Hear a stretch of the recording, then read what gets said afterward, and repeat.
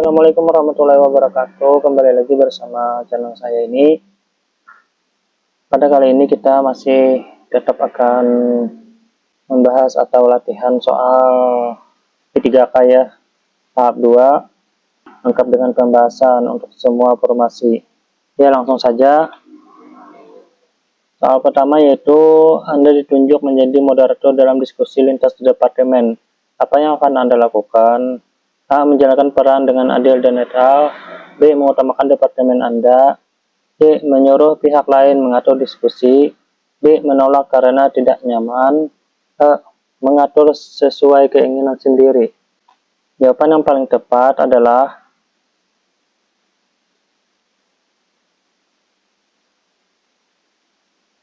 A. Menjalankan peran dengan adil dan netral. Pembahasannya yaitu netralitas dan keadilan penting untuk menjaga keberhasilan koordinasi antar departemen. Soal nomor 2. Rekan kerja Anda mendapatkan promosi yang Anda harapkan. Apa yang akan Anda lakukan?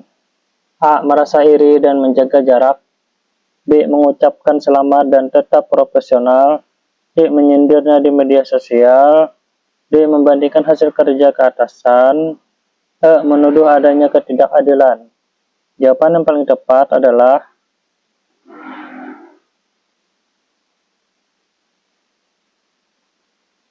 B. Mengucapkan selamat dan tetap profesional.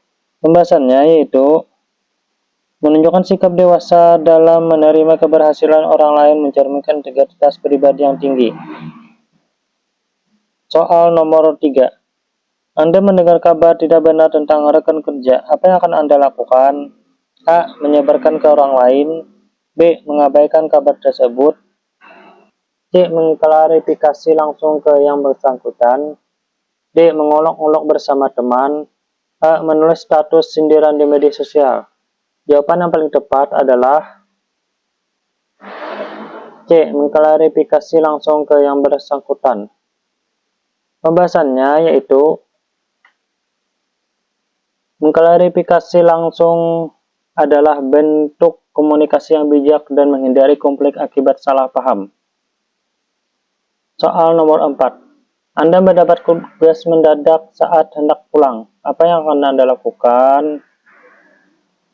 A. Menolaknya mentah-mentah. B. Menyelesaikan dengan profesional.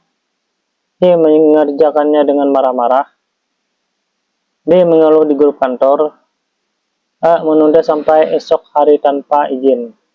Jawaban yang paling tepat adalah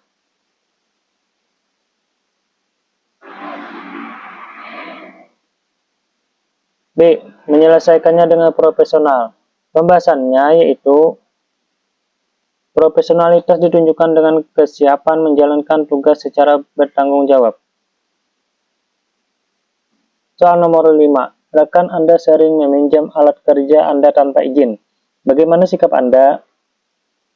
A. Memarahinya di depan umum. B. Menegur secara pribadi dan sopan. C. Menyembunyikan alat kerja. D. Membiarkan terus. E. Melapor ke atasan langsung. Jawaban yang paling tepat adalah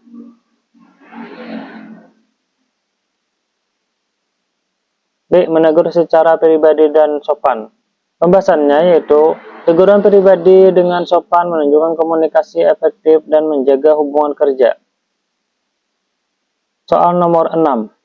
Anda diminta mengajari rekan baru yang lebih tua usianya. Apa sikap Anda? A. Menolak karena canggung. B. Membantu dengan respek dan sabar. C. Menyuruhnya belajar sendiri. D. Mengeluh ke teman lain. E.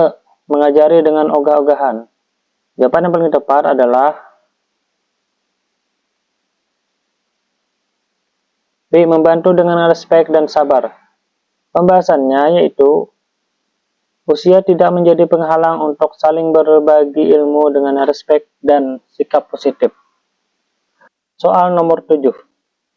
Saat mengajar di kelas, Anda mendapati beberapa siswa tanpa ragu untuk bertanya atau berpendapat. Bahkan ketika Anda sudah memberikan kesempatan, mereka tampak cemas dan lebih memilih diam. Apa yang akan Anda lakukan untuk menciptakan rasa aman dan nyaman bagi siswa dalam proses pembelajaran? A. Meminta siswa cemas untuk mencoba bertanya atau menjawab di depan kelas agar mereka terbiasa dan saling meningkatkan rasa percaya diri mereka. B. Menyediakan sesi diskusi kelompok kecil di mana siswa dapat menyampaikan pertanyaan atau pendapat mereka lebih bebas tanpa takut dinilai oleh banyak orang. C. Memberikan penghargaan kepada siswa yang berani bertanya atau berpendapat di kelas dengan harapan ini akan memotivasi siswa lain untuk melakukan hal yang sama. D. Menyampaikan kepada siswa bahwa tidak ada jawaban yang salah dan memberikan dukungan secara verbal pada setiap kontribusi yang mereka berikan, sehingga mereka merasa diterima apapun jawaban mereka. E. Menetapkan aturan kelas yang ketat agar siswa disiplin dan fokus saat belajar, agar suasana belajar lebih terstruktur dan siswa merasa aman dan dalam mengikuti aturan yang jelas. Jawaban yang paling tepat adalah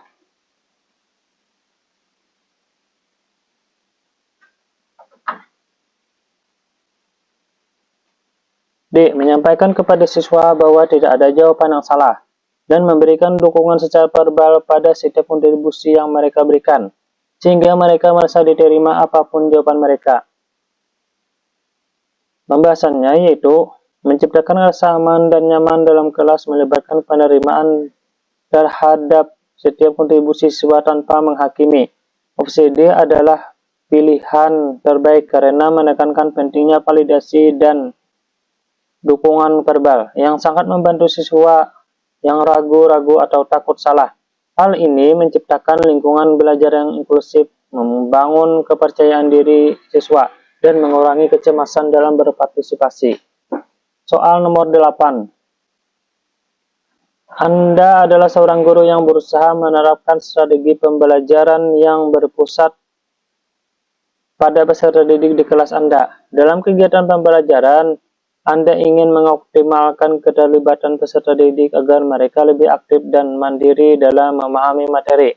Tindakan yang Anda lakukan untuk mencapai tujuan ini adalah A. Menggunakan pembelajaran berbasis proyek yang memungkinkan peserta didik mengeksplorasi materi secara mandiri dan bekerja dalam kelompok untuk menghasilkan solusi atau produk nyata.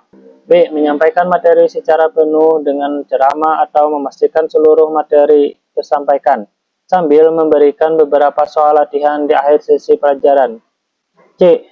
Mengadakan diskusi kelas dengan pertanyaan terbuka yang mengundang peserta didik untuk berpikir kritis dan mengemukakan pendapat atau ide mereka mengenai topik yang sedang dipelajari.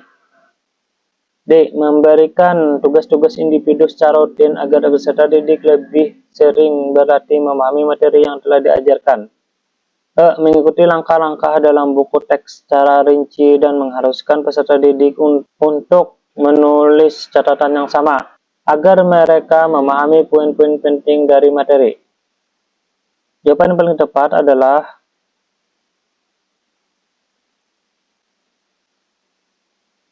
A. Menggunakan pembelajaran berbasis proyek yang memungkinkan peserta didik mengeksplorasi materi secara mandiri dan bekerja dalam kelompok untuk menghasilkan solusi atau produk nyata.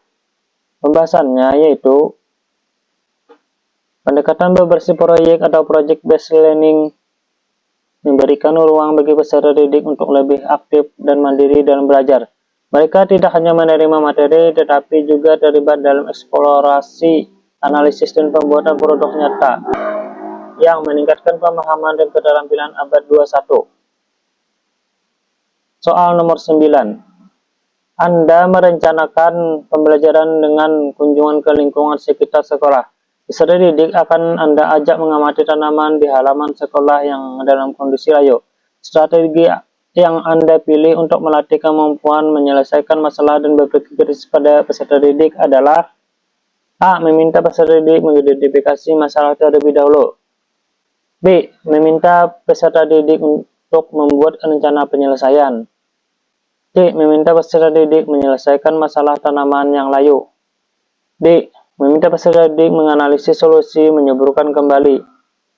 E. Meminta peserta didik membuat satu kesimpulan mengapa tanaman bisa layu. Jawaban yang paling tepat adalah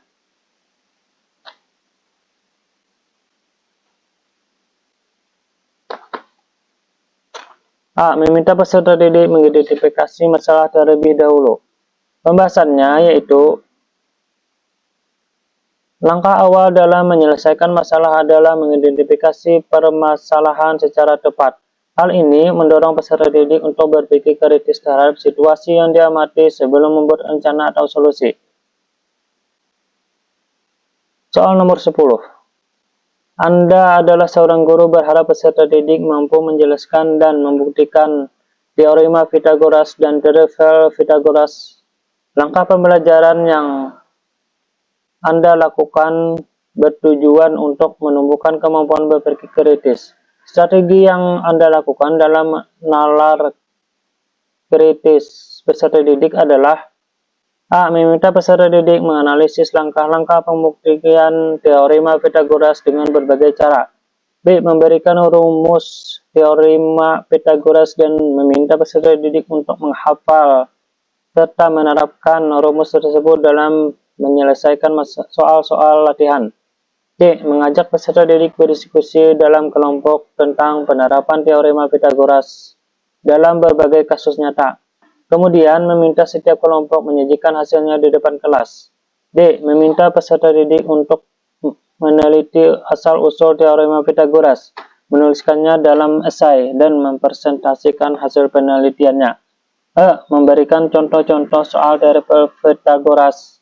Kemudian, meminta peserta didik mencari pola dan membuat kesimpulan dari pola tersebut. Jawaban yang paling tepat adalah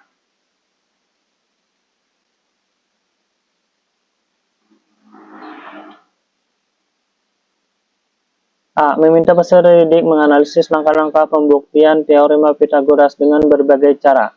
Pembahasannya yaitu berpikir kritis menuntut peserta didik untuk menganalisis dan mengevaluasi informasi. Meminta mereka menganalisis langkah-langkah pembuktian teorema dari berbagai sudut pandang. Mendorong mereka untuk benar-benar memahami konsep, bukan hanya menghafalnya atau menggunakannya secara mekanis.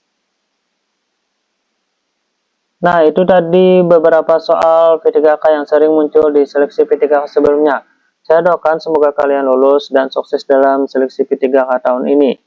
Untuk soal-soal lainnya dapat dilihat di channel saya ini. Terima kasih. Semoga bermanfaat, semoga sukses. Wassalamualaikum warahmatullahi wabarakatuh.